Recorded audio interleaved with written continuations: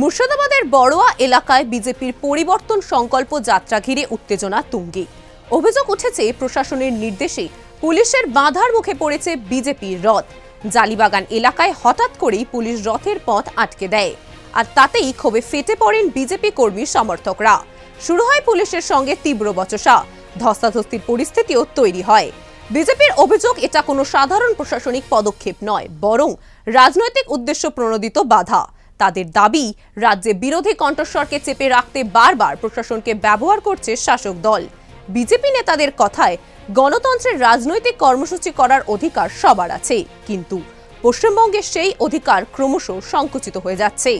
এই ঘটনাকে কেন্দ্র করে সরাসরি বিরোধীদের নিশানায় মুখ্যমন্ত্রী মমতা ব্যানার্জি এবং তৃণমূল কংগ্রেস। বিজেপি নেতাদের অভিযোগ, রাজ্যে বিরোধীদের রাজনৈতিক কার্যকলাপ আটকাতে প্রশাসনকে ঢাল হিসাবে ব্যবহার করা হচ্ছে।